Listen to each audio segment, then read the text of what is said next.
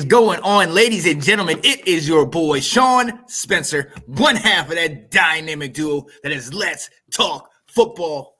And it's Wednesday, ladies and gentlemen. So you know what that day it means. Hump Day! And I'm here with my guy, Mr. Will Kramer. What up, Will?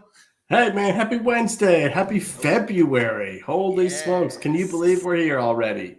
Yeah, January went by so quickly, man. Craziness. It did.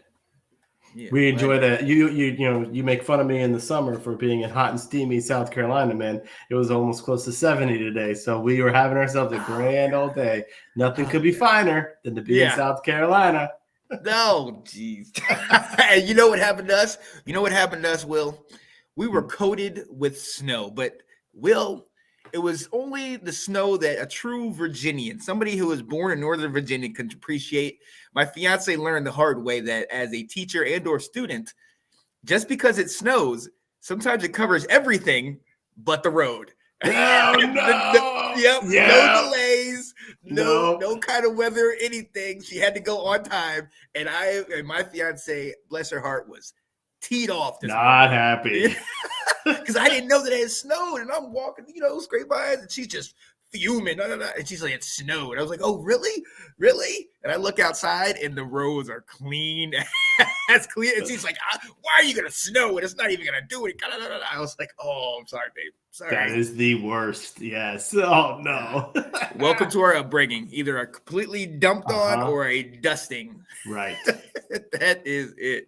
I can remember getting up and looking out because my bedroom faced the backyard, and you'd look and see. And if you could see green from the grass, you just knew your hopes dwindle, because then you go out, like you said, and then you run across and I'm like, oh, the driveway. I see the driveway. Right. Get in the shower.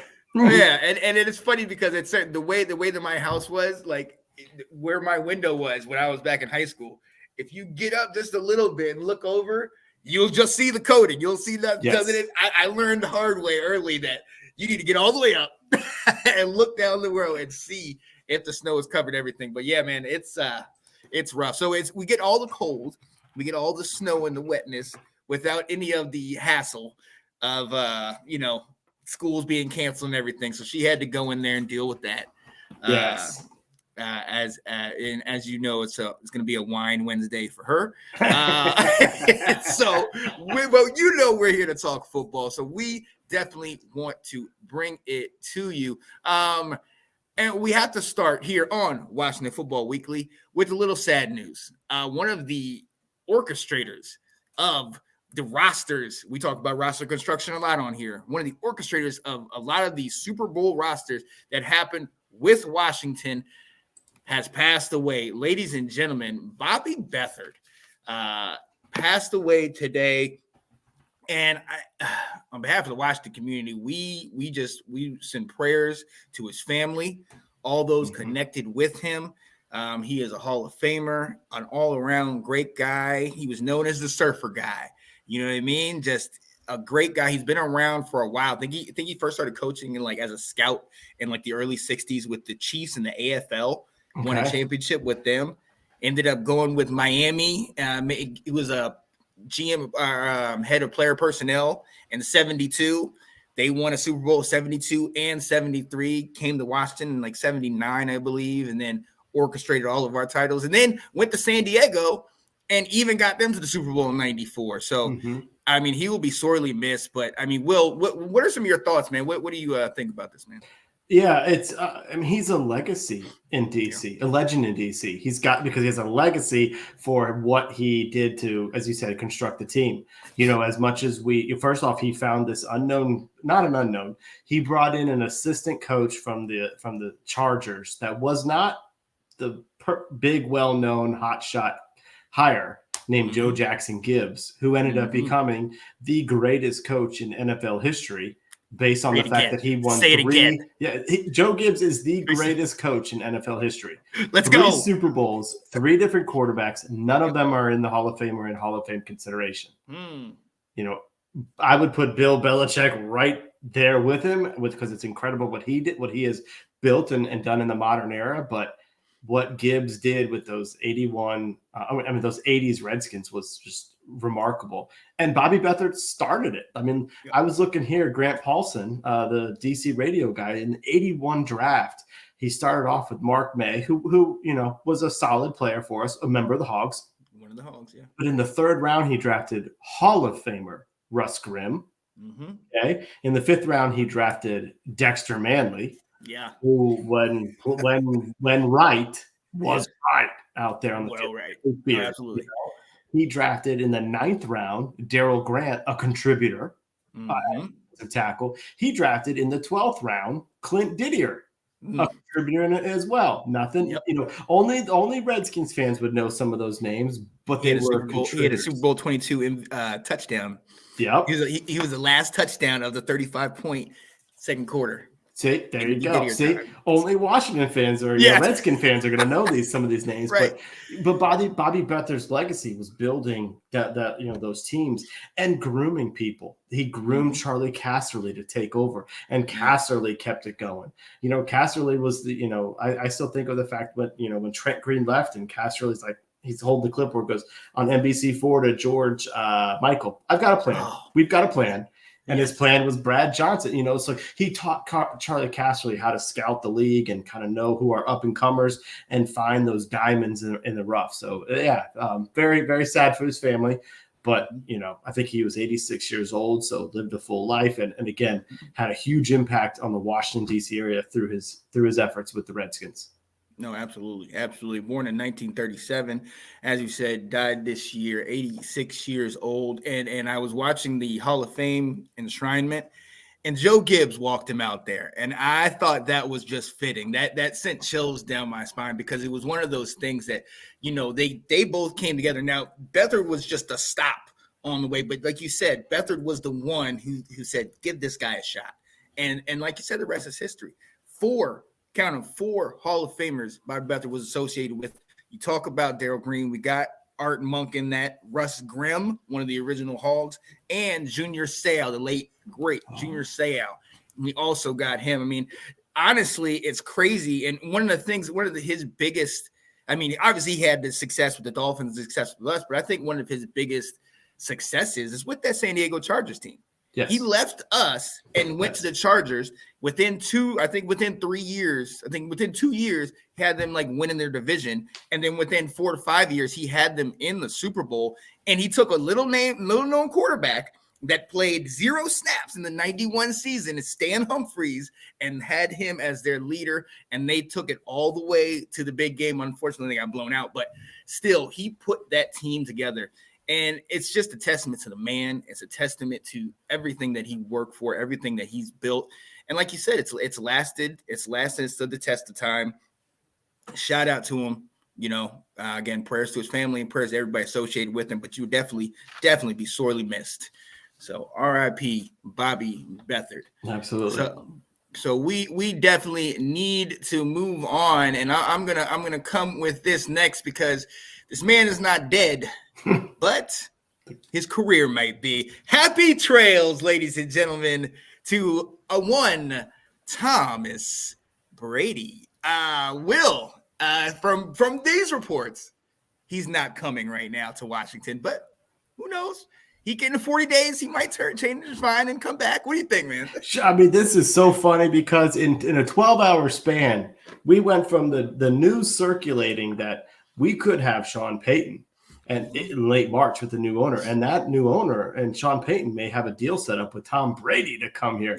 They're both elsewhere now. Yeah. One is in Denver. Brady's retired. What a wild roller coaster the offseason can be in DC. Maybe that's why we love it so much.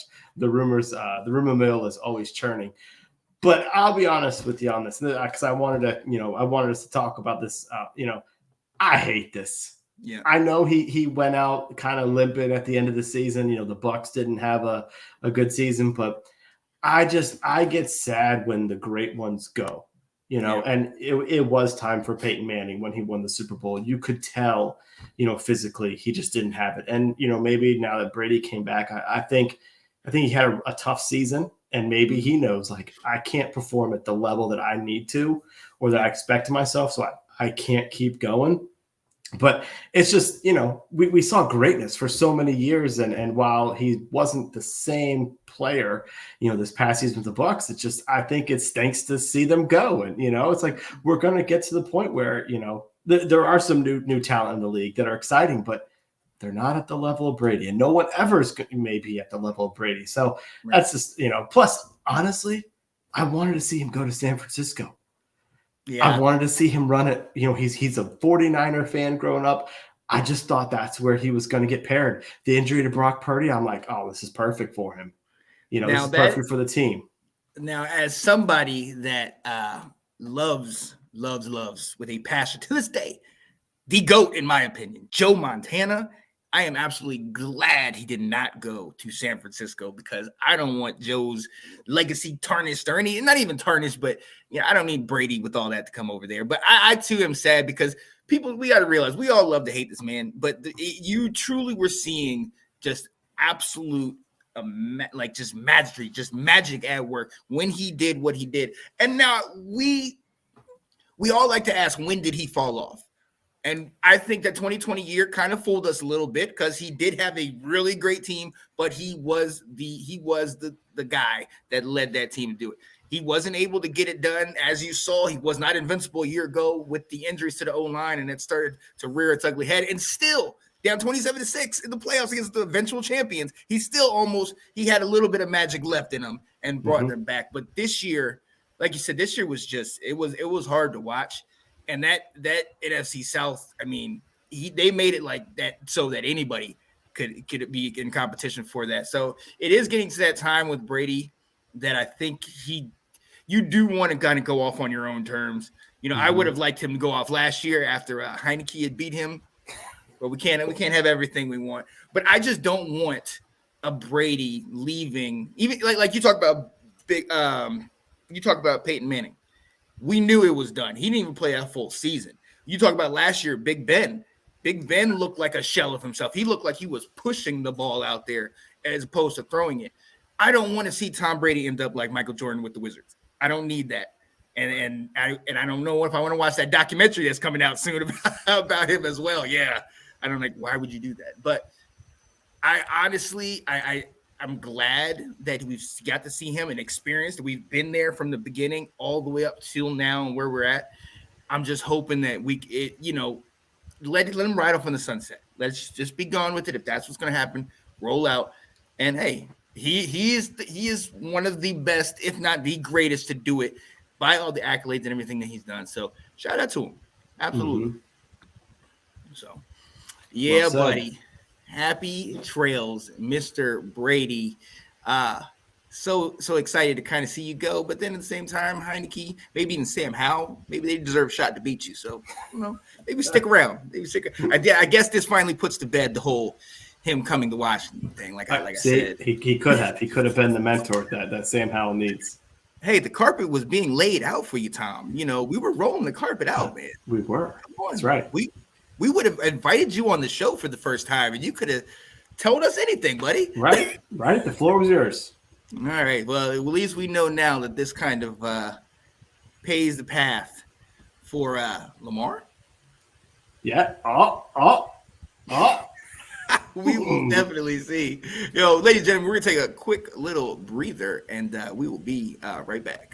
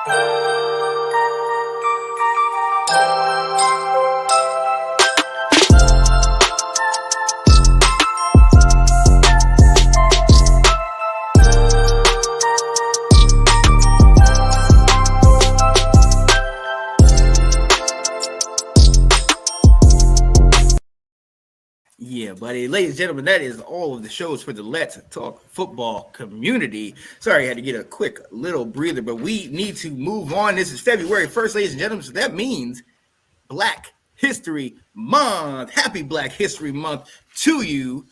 Absolutely love it. And today, for Black History Month, we're going to take one of the originals, one of the 80 greatest Redskins and the first African-American to grace the Washington Redskins with his presence, Bobby Mitchell, the late, great Bobby Mitchell, who died in 2020. This man was amazing, came over here from Cleveland in 1961 on a blockbuster trade, ended up playing till about 1968 with us.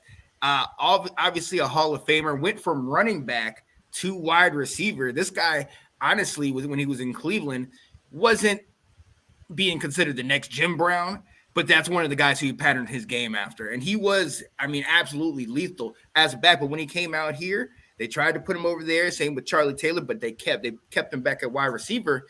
And this man was absolutely amazing. 4 Pro Bowlers in his time, 3 times first team All-American, twice he was the second team All-American. This guy led the league in receptions in 1962 and receiving yards. He led the league twice.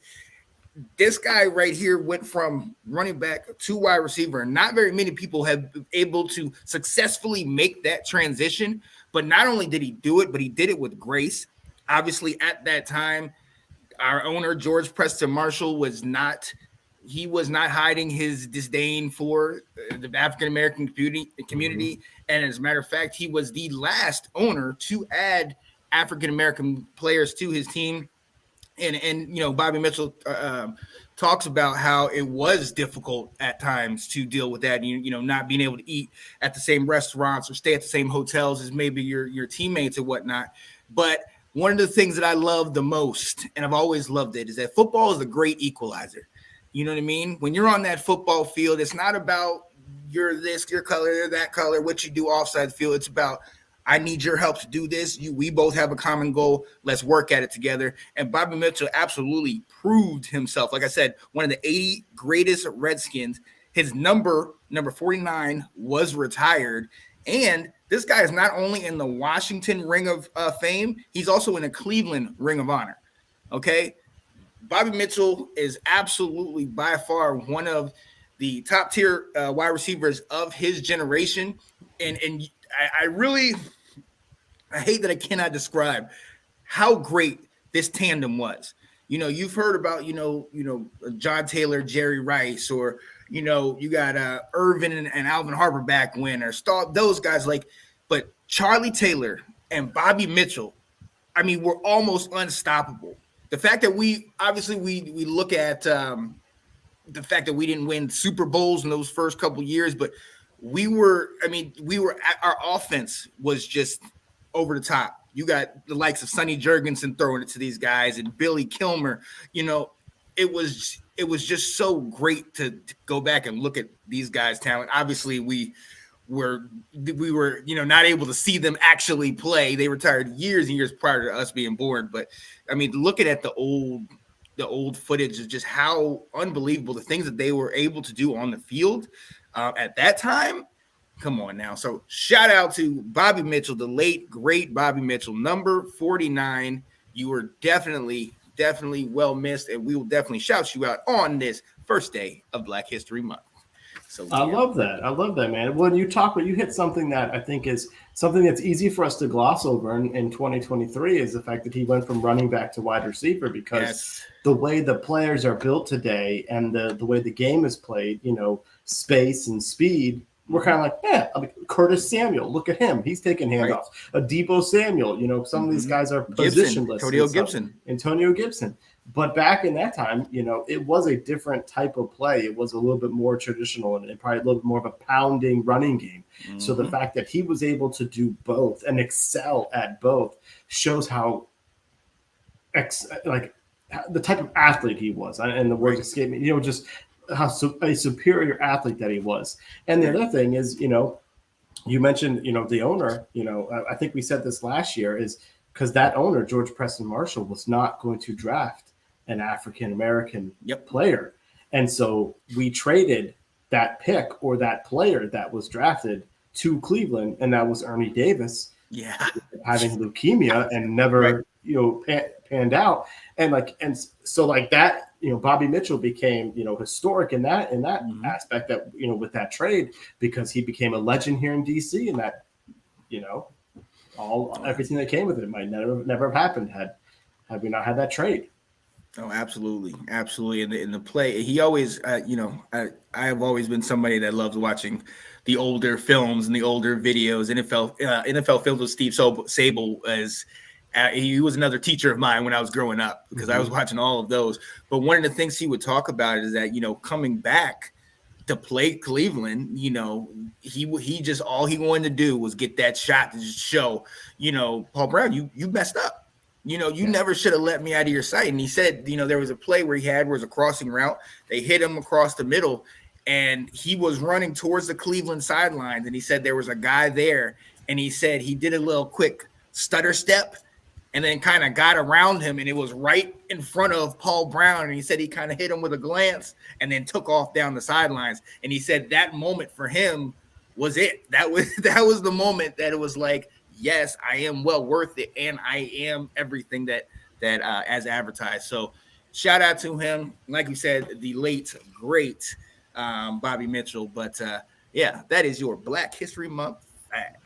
Yeah. So, let's get into it, because you absolutely know, man, as the offseason is here. Yes, the Super Bowl is going on, and on the 12th.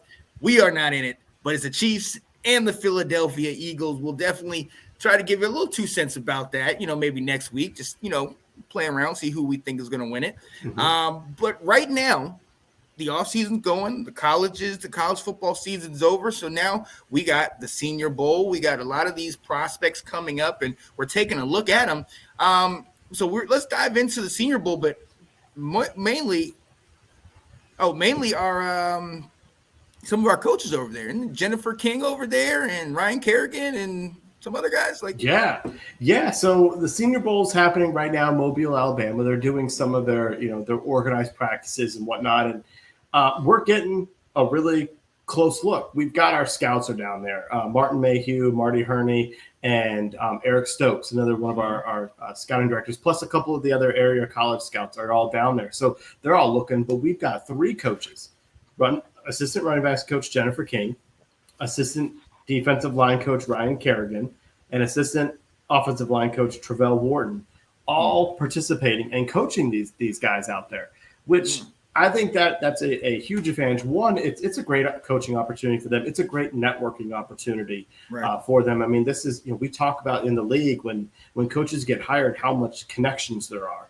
and and who do they know, and how is it that a coach can get hired by one team and have a whole staff assembled in like days. So these guys all know each other, and they meet each other through this stuff. So that's a great opportunity for them. But for our team in getting better, this is a firsthand look at some of the positions that we have some needs. Yeah. With Ryan Kerrigan coaching these defensive linemen, what if we need a defensive tackle because we lose Deron Payne? What if we need to be drafting a replacement for Montez Sweat or Chase Young or both down the line, and we need to get someone a little early? Jennifer King, as much as we love J.D. McKissick, what if we, we need to move on from him and we need another running back in the room? And so having her there, the one that's most valuable that stood out to me was the line coach, the offensive line coach in there, because we said we need to improve our offensive line. I'm pretty sure one of the draft picks that we made last year was at the Senior Bowl and impressed people, and that's why we drafted him. So it's really important he's going to be able to find people that we may say we need to target him early, or he may be able to say this guy who's not on people's radars is a good player. He played really well. We should target him late as one of those Cam Curl type players. Yes. I think I was looking at, and I heard it earlier this week, they're talking about the Senior Bowl and the importance for our team is Ron Rivera likes seniors because he likes that they may be a little bit more game ready in some aspects, or they could be maybe a little bit more mature if they've been in college for a few years. They're a little bit older, so he's a big proponent of it. In fact, I believe last year 5 of his picks attended the Senior Bowl. So this is something that while they're just going on right now, we're going to want to keep track of some of these reports, because our next draft picks could be among these guys, and some of the folks that we're going to be targeting. So I think we want to really be watching what happens here, throughout this week and some of the reports that come out afterwards. Yeah, absolutely. Now, Will, what positions are we looking for? I know you and I have talked about it. One being tight end, that we definitely had a bunch of guys underachieving. Logan Thomas, he's not back yet. Maybe hopefully next year we'll see what happens. But then you also have linebacker. We've been talking about that for 2 years now. You just mentioned O-line. Secondary is huge. You also mentioned running back, but as wide receiver, I know you talked about that earlier, that potentially a wide receiver. I mean, we've talked about we're not interested in keeping Cam Sims, but we do need that big body. And if our tight ends aren't going to be those big bodies, then we might need to look at somebody in wide receiver. So is wide receiver one of those things that we should be looking into? I think absolutely. I mean, you never know if some of those smaller school guys, what they may be, someone that kind of, slips in the draft because of who their competition was. I mean, honestly, you also get to the point in the draft, whether that's your first round, second round, or just the rest of the time, is you go best player available. And it's important to find, some of these guys. I know one of these, this is going to be a little shout out to my alma mater, but they said Shepherd has a quarterback down there that they said is pretty talented. And, Jim Nagy, who's like the Senior Bowl guru, said, he's like, I want to see this kid play against D1 competition because he's got tools.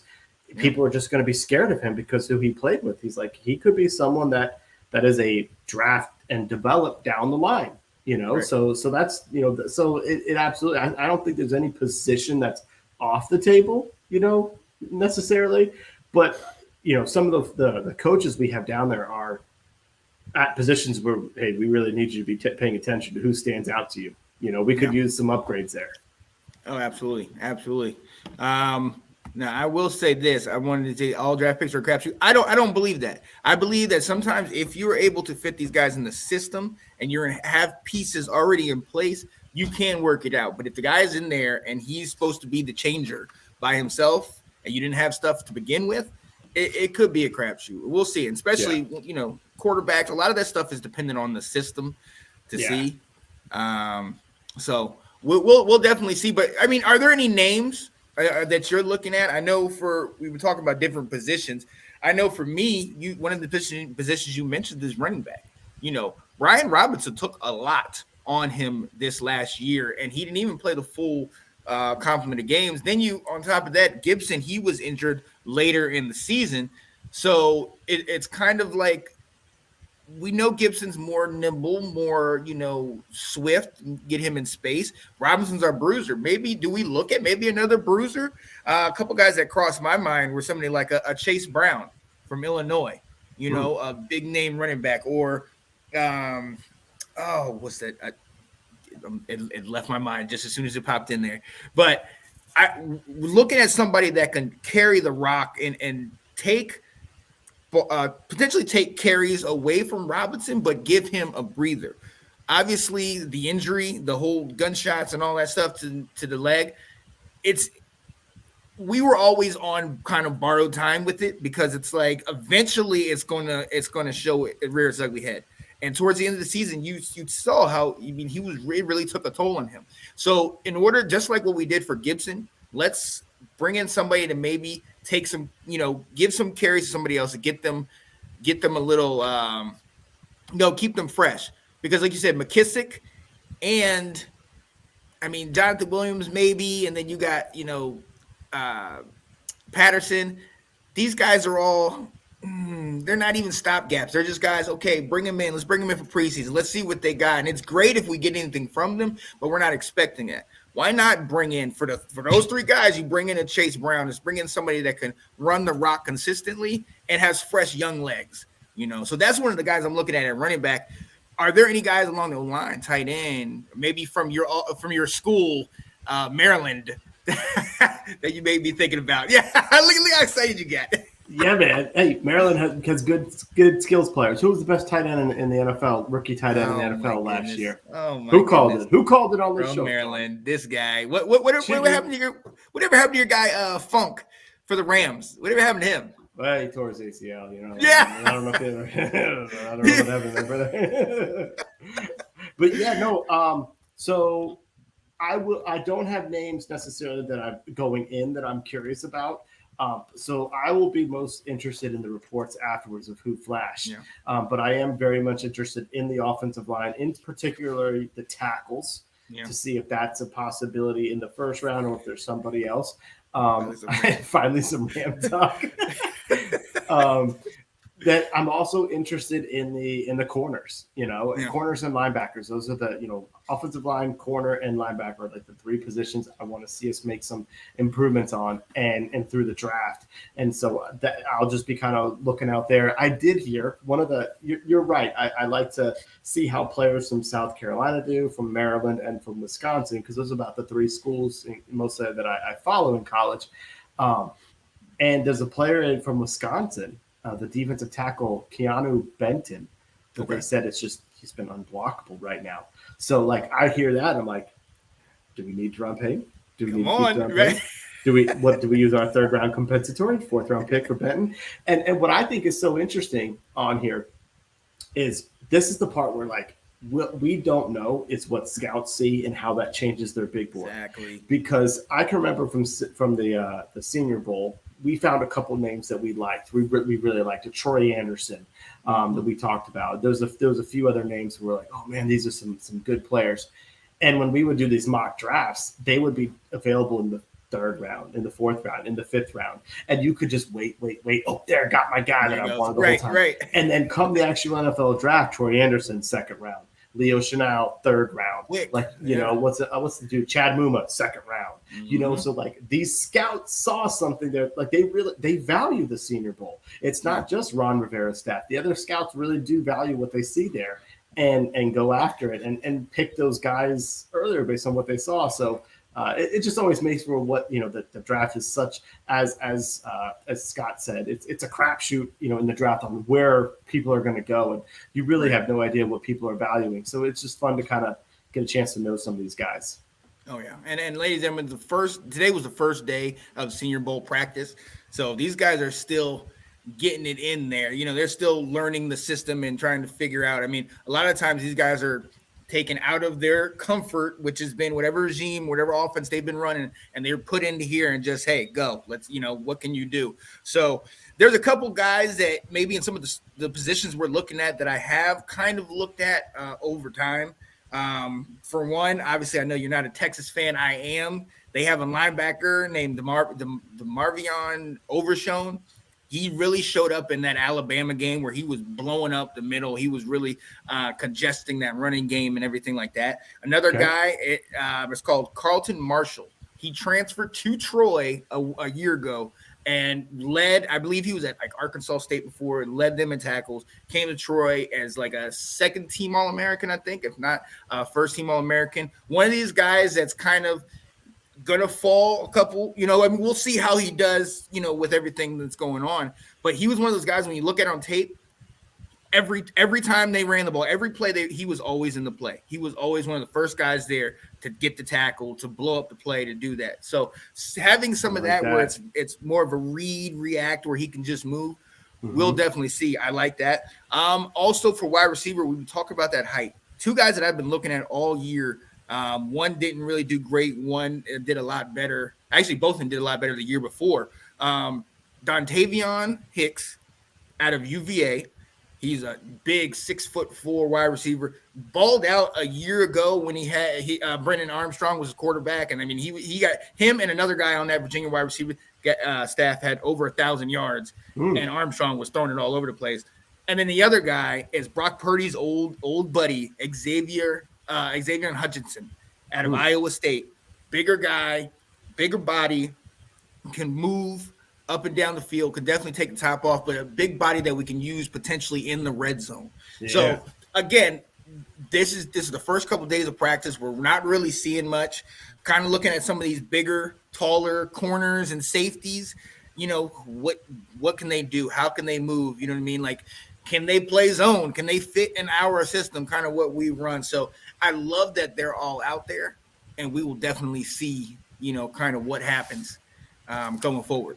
Yeah, you named some really promising names there, and you're seeing exactly what we need to be going after. Is looking at some running backs, looking at some of the the big body wide receivers that we're lacking on our team. And to Nate's point there, when he talked about in the comments that tight end needs to be a position of focus, is the fact that the guys that we thought were going to be the basketball player, box out, get position type plays out there didn't turn out to be. So, well, if our tight ends aren't going to do it, we got to get it from somewhere. Yeah. I would love to hear, Scott, you're in the comments. Tell me a little bit more about why you think Stetson Bennett's going to be so successful in the NFL. I'm curious of that. Well, he's got a couple in here, because first he said Stetson's going to be a star. Okay. Then he said Caleb's going to be a bust. Ooh. Hot take. Come on now. And then at this one, Ramsey's going to be traded for a first-round pick. Who do you think the Rams should take with the cap space? You think he's going to get a first-round pick? I don't know. I know he's normally a lockdown corner. Yeah. But that was before. He's been getting burned a couple years as ago. of late. You know what? Who knows? What do you guys need? You guys need a lot of work. You guys need a lot of help over there at with the Rams. Do they, or do they just need to get healthy? I don't know them all that well enough. I'll be honest. I don't know that they're running. Their running game. I'm very questionable about the running game with Henderson and Akers. That's never really got back to. We don't know if Stafford's going to come back and be the guy after the injury, huh? You got Baker Mayfield in there. He did just fine. See this guy, Scott. This guy's advocating for Baker Mayfield. All right, but I don't know. We'll see, because again, Cooper Kupp. A lot of depends on if Cooper Kupp can come back and be healthy. Right. But I think that's it. Yeah, I don't think they've been the same since after the Super Bowl. Big Wit left, and then obviously I know what's the name that went to the Bills, who used to play for the the defensive end, the edge rusher. Or Von Miller. He got hurt, but that was definitely a big issue on their deep. So there's a lot of things that they need, but health might be the number one thing. So definitely, Scott, be looking at the Senior Bowl, looking at some of these guys, because the big name contracts, I see Nate said talking about free agency. Yeah, we're going to be looking at free agency soon, but if you can get a guy that could be a starter or a solid rotational piece out on a rookie contract, that's ideal. Right. Always. That's definitely what we're looking for. All right, ladies and gentlemen, we are going to move on and kind of go into a conversation that we've been having throughout this year, throughout this off season. Scott Turner's fired, like we mentioned before. So now we're looking at getting an offensive coordinator. And obviously we've said some of the names. We talked to you about the Pat Shurmurs, the Zambezi, Thomas Brown, not Thomas Jones of the Bears. We've got a bunch of these guys in here, but we actually had an interview today with Anthony Lynn. Talk to me about that, Will. Yeah. So this is why I can't stand the sports junkies. They posted a picture of Ron. He's playing at Pebble Beach in the AT&T Pro-Am this week, and they said, "What do you feel that there's a Senior Bowl going on and our head coach is out there teeing up and enjoying himself in California?"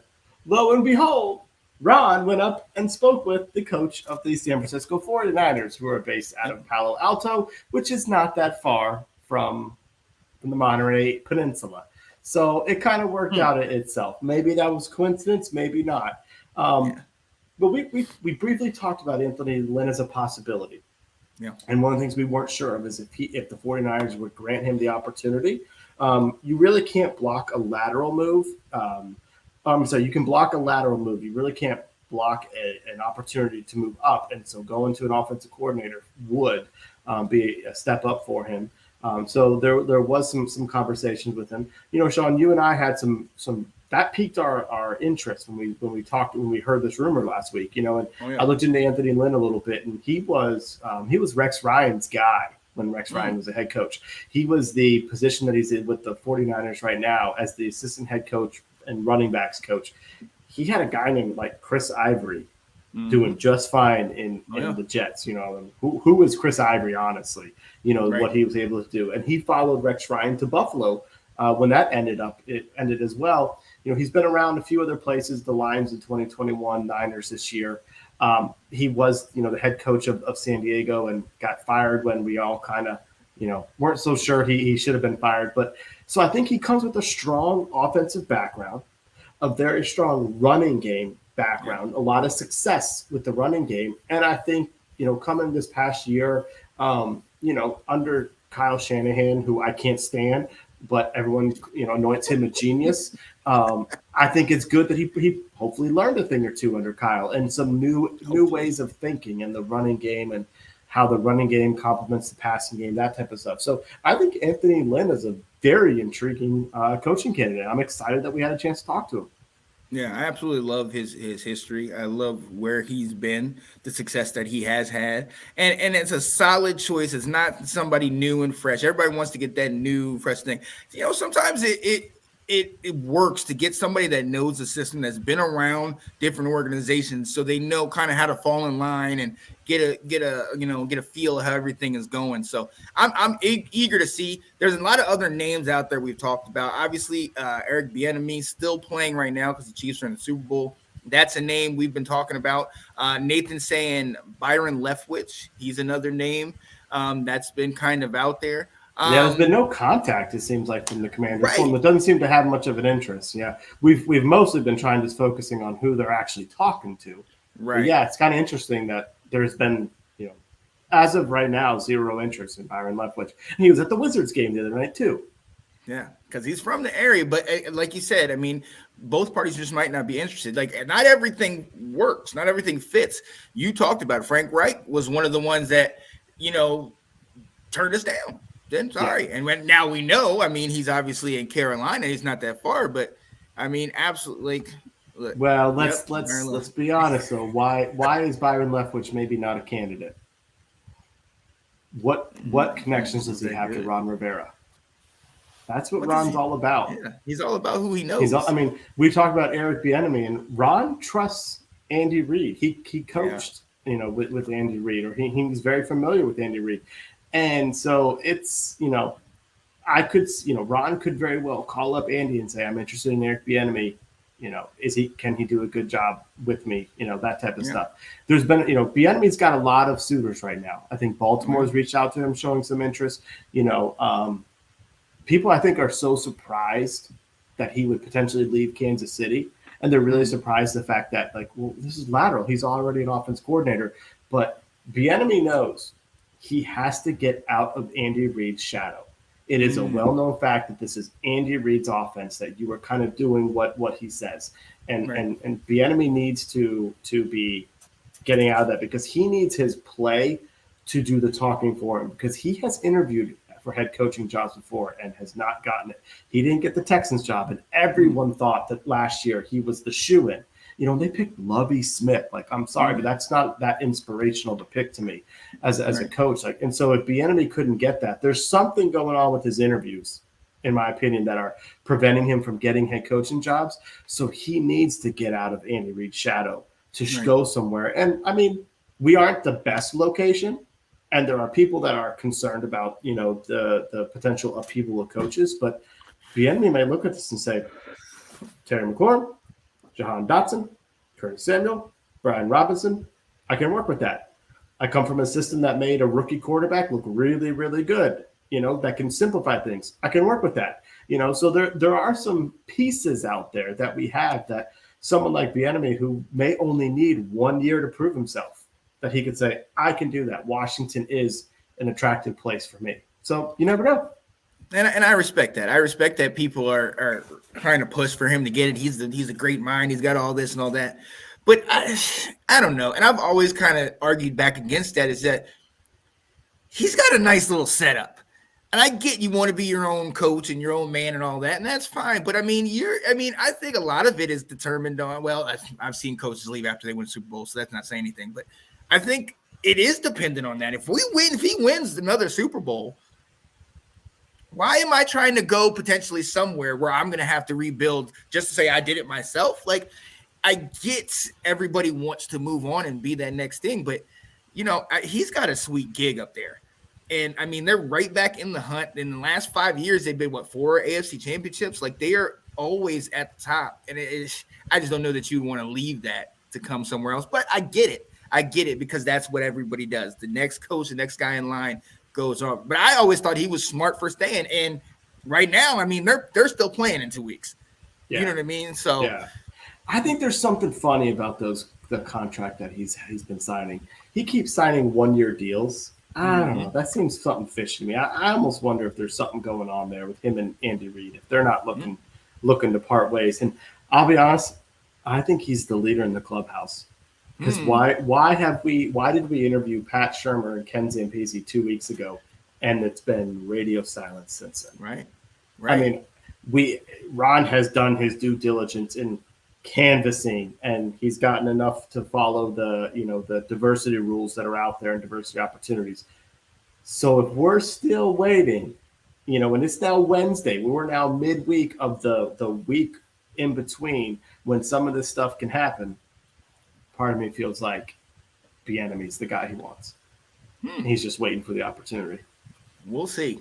Because I like you said, we've got a lot of talent. We got a lot of different pieces that, you get the right person there, he can definitely set up that puzzle. So I'm down. I'm excited to kind of see what happens.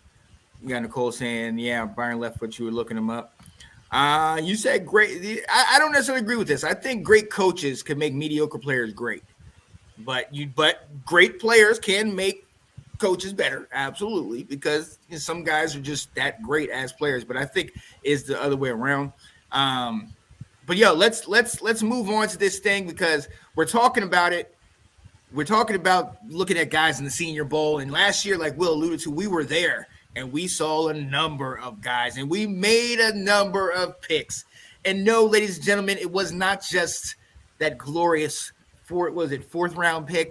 He's fifth round. He didn't get that high. I mean, he should have been fourth. He probably should have been first, in my opinion. But it is what it is. But there was a lot of other picks out there, and I mean, Will, let's go ahead and start right off the bat. I think we're kind of both on the same page. Jahan Dotson, man, I'll go first. I don't even know if I could probably speak for you. This guy absolutely has been a threat. When he's been on the field, this guy's a monster. This guy, what did they say coming out of college? He catches everything. That is absolutely correct. He has that just the quickness, the speed to take the top off the defense. But at the same time, I think it was the Giants game where he caught it and the guy was about to tee him up and he just circle button, spun out of that and scores a touchdown. And you're sitting here like, we haven't had that in a while. Like, come on now. So Jahan Dotson, by far for me, he has played above and beyond what I expected from him, especially on that draft night where I was like, what? But yeah, I was proven wrong, and I'm not too proud to say it. Jahan Dotson, Will, are you same, or what you think? Same, yeah, and just like you said, I went on the draft special, and I was like, I don't know this guy, and his measurements scare me. And shout out to Ash and Sydney, and they were like, he's really good, And I wrote to a buddy of mine, Mark, who's a Penn State fan, and I said, tell me something that's going to make me feel better about this pick. And he was like, he catches everything. He goes, you're going to love him, and we do. I mean, he's just outstanding. He's the type of player that makes you think, all right. Maybe our front office and coaches, they do know what they're talking about there. They do know what they're looking for, But he was outstanding last year, and the only thing that held him back was a hamstring injury based on getting pulled behind on a non-called defensive pass interference in Dallas. That's what held back his rookie year. Yep, Dallas cheating again. Haven't forgotten. Never forget. Still bitter. Right. Yo, let's move down the list. Will, I'll come to you. Darian Mathis. Unfortunately, we didn't get to see him much this year. What can you give him a grade? What do you think? I'm going with an incomplete. I'm going with the Sean Spencer special there. That's right. Because we can't judge this guy based on the fact he had a season-ending injury in week one. You can't grade him for that. He is a Senior Bowl product. And remember, we drafted him in the second round, higher than other people, projected him because of what they saw at the Senior Bowl, is that this is what we're looking for, you Right. know? So yeah, he's incomplete in my book. Yeah. All right. And a lot. Yeah. I just don't think you can say you can't give many other grade, but an incomplete. I mean, a lot of it was the expectation of what we hoped to see, but just like Fitzpatrick a year ago, we didn't get to see a full one game at all. When he got hurt. So hey, there it is. Right. Unfortunately, he got hurt, but we'll see. Well, and the thing about it's really disappointing because he was drafted to give us an opportunity to move on from Daron Payne. Yes. And now we didn't get a chance to see. And, I was talking with our buddy Sean Tate, and he was talking about, what do we do with Daron Payne and stuff like that. And I said to him, I was like, Mathis and Ridgeway are these run stuffers. And so we don't know if he can penetrate. That's not really what he was known for at Alabama. So I don't think he's going to do that his rookie year. So it just throws a whole wrench in what do you do with Payne? What do you do with the defensive line when you lost him for the year? You don't know what you could have gotten from him. Right. So we shall definitely see, man. Hopefully he's going to get back in there the coming year, but we definitely got some questions that we need answered. One question that we don't need answered, and we are 100% sold on our third pick, Brian Robinson. Ladies and gentlemen, this man for surviving being shot before the season and still playing gets an A, period. If he did nothing else, just the fact that he did that, he gets an A. But then on top of that, having the season that he had, restoring the running game, giving life back to Antonio Gibson, who coming into this year with all the fumbling issues, everybody outside of Washington was saying, they're trying to put him on the trading block. Even we were questioning, if you can't hold on to the ball, you might, your days are numbered. Brian Robinson took that pressure off of him, ran between the tackles, pushed the pile, all while surviving gunshots in his leg, had those wounds. I mean, I don't know what else you can say about this man. A+ for sure. And on top of that, even beyond that, if you can get past that, the fact that this guy is just hungry. It's one of those situations where something that most of us would have been like we talked about, if we would have got shot, we're, baby, I need you. He's like, you just got grazed. I don't care. You know what I mean? But with him, it was just second nature. It was like, hey, I'm ready to come back to work. I'm ready to get back into this. And he did so well that we almost kind of, I don't want to say we forgot that he got shot, but it was kind of like, you did, I mean, like, what do you think, man? Oh yeah, he was an absolute, tremendous pick, and it's so funny on draft day that we picked a running back in the third round, and people going, what are we doing? I mean, Redskins Twitter, Commanders Twitter blew up on that pick, and once again, all right, Scott, these guys were. See you later, Scott. These guys were right, with it. If I had to say one thing that he could have done better this past year, he only had 2 touchdowns. But that's also one of the things fans have been screaming about is why aren't we giving the ball to Brian Robinson on the goal line? Or this was also to the detriment of our O-line. Why did he keep getting stopped on 4th down, 3rd and 4th down, 3rd and 1s, 4th and 1s? So no, he was an absolute home run hire. You can see that they recognize that Gibson just isn't the running back that they want. He can be a weapon, but not the running back that they want. And I think the best is yet to come for Robinson. He's only going to get better at seeing holes, and he's only going to be better next year. And I don't know if Jeremy Powers is still in there. He was watching. He commented and then left. But fly, Eagles, fly, buddy. Let's go. There we go. There it is. Yo, we have to move on to our next pick in the 4th round. Percy Butler. A lot has been talked about of him. They love his speed. He's a great special teams guy. Unfortunately, I just don't think he got on the field enough, or even when he did, you still didn't really know much about him. Towards the end of the year, you started to hear his name a little bit more. For me, I think you have to. I don't think you can go higher than like a C- or a D. Or even I don't even want to give him D+. I mean, towards the end of the year, you started to hear, but it is a struggle for me. And obviously, I mean, he's a rookie. He didn't get to shine as much, and a lot of it is on expectations from the coaches. But what did you think about Percy Butler? Yeah, so the grade I gave him was a D. It was a tough one because in training camp he was coming on, and you thought you were going to see him a little bit more on the field. I think he got hurt, so it delayed him starting the season, or he got hurt early in the season that delayed him.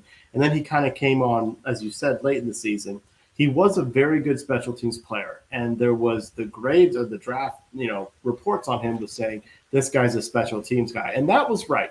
And so there, and as we saw, there were certain times with special teams where that was real important, getting down there, causing the fumbles, or just causing the receiver to muff it, against Dallas so we could pick it up. Type stuff. So in that case, he did what we drafted him to do, but he got drafted earlier than a lot of people thought. And so if you're going to pick someone in the 4th round like that, if you're going to pick him above some other needs or some other players, you need to have more of an impact. And he didn't. Right. He was just a special teams guy. So I did go with the D on him for that, just based on like overall impact on the season. I do think the coaches like him a lot, and I think he is going to be a one to watch next year in year 2 to see. Now, I don't want to put a direct comparison, but a Derek Forrest type ascension from year 1 to year 2 from a relative nobody out there that you didn't get a chance to see it. But he did flash in the Dallas game. He came downhill and hit. Yeah. And see, that's what we want to see. A lot of it, again, is expectations, things that we saw. And let's see if he gets the opportunity. And if he does, let's see if he shines, because we definitely need to.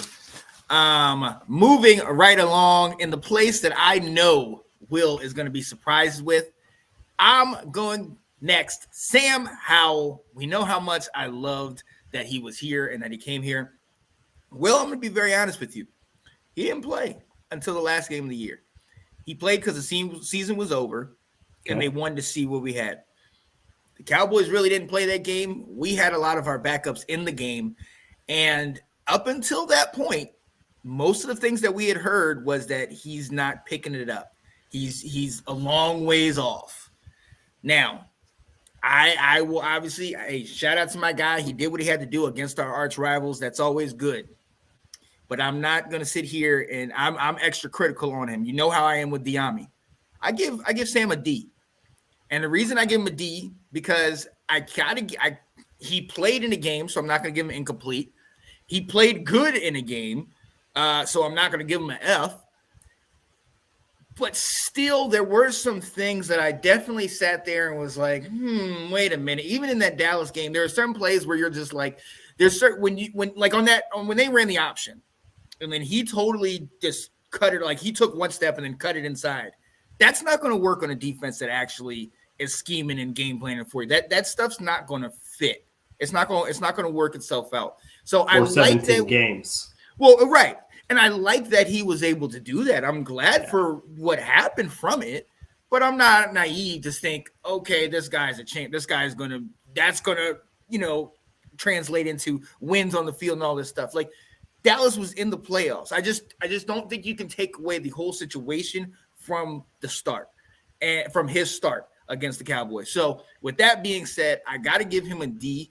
What that does is two things. Number one, it gives him a very big gap that he can then work up to, which is what I'm hoping that he does. But B, it's also realistic. I mean, yes, he won the game. Yes, we crushed the Cowboys, but he didn't throw for 200 yards in this game. It wasn't a great, I think, what is he, 13 of 19 or something like that? Like, it wasn't a great game necessarily. I think the score makes us kind of makes us put blinders on, or it could make you put blinders on. So I say D. Hopefully he proves up. But I can't give you anything above a D if you only played one game that didn't even matter. So that's why I'm being honest. I'm being nice. That's it. Oh. Coach Spencer is going to be the coach or the teacher that either kids avoid, or when they see that you're on their schedule, you're going to be like, oh my gosh, he's such a hard grader. Let's go. Yeah, my gosh. So I gave Sam Howell a C because he didn't do anything good or anything bad this season. I mean, he did exactly what we thought. He was drafted to sit and learn, and so I didn't think I don't fault him, for that. I mean, and had we had the season go the way we wanted it to, we never would have seen him out there. If we really, had things our way, it would have been, Carson Wentz lighting it up and throwing 27 touchdown passes and 7 interceptions like he did with the Colts and us Yeah. doing well. But that, so he ended up having to get in there and play. And he showed his flashes, so that's exciting. So I don't think he did anything to disappoint me this season. And it was like your role this season was to sit back, watch, and get better because it's a chance for you in year 2. Yep. So definitely appreciated what we got out of him. But yes, let's see what happens next year. I'm gonna come to you on this one. Yeah, you need to because I'm salty. We'll talk about this guy because you were the one who got me to get my eyes on him, and now all of a sudden he just, oh my God. Go ahead, Will.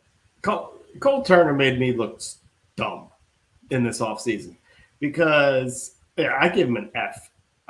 He's 6'7". They say he's not really a tight end. He's a wide receiver.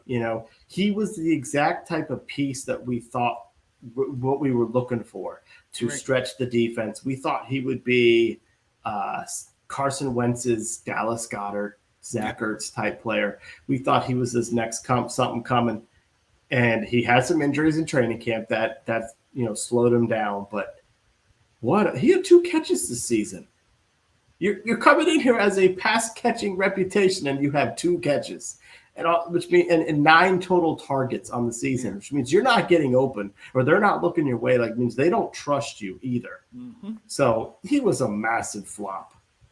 Yeah, and I was to the point where like Nathan's saying we gotta be looking at tight ends right now because this guy didn't do it. Yeah, he was best. He's definitely a big disappointment, that's one of the things that we kept shouting out at the beginning of the year because of Carson Wentz. We're like, we have a Logan Thomas, we have a Cole Turner. These are 2 big trees that can run seams down the line, and he's going to hit them. It's going to be great. And that just didn't come to fruition. Cole Turner was just really just terrible. And the thing that really messed with me, we're a running team. That's our identity, Nathan. Mm-hmm. That's what we like to do. He is not a good blocker. He really doesn't do it. I mean, we got Bates and we got Logan Thomas, guys that are, maybe more accustomed to blocking. But Turner, I mean, if you're not catching the ball, I at least need you to come in here and, be able to block, do something else. And I almost made you wish Sammis Reyes was there. At least he's been under the system for a couple years, and even if he's not doing it. But Cole you talk about a bust. It's just really, really disappointing to see just the lack of play time and lack of just target everything. Like, it was a bust for me, man. I got an F. Mm-hmm. Huge bust. I got an F. Moving down the list, Chris Paul. Will, I'm gonna give him a C+.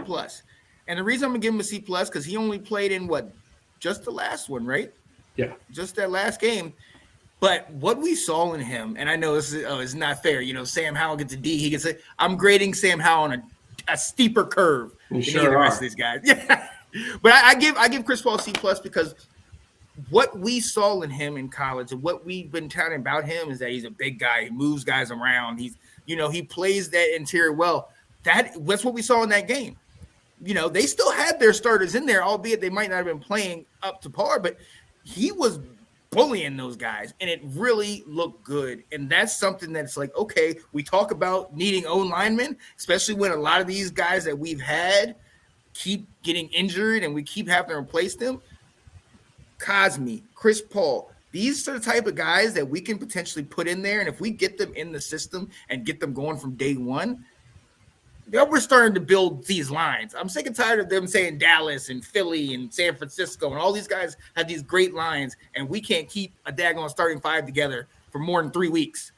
You know what I mean? So This guy is one of those pieces that I think could really, really help us out a lot. And what he did in that last game kind of was conviction. I saw it. I was like, I'm good. Okay, good. So we'll see what happens going into this next year.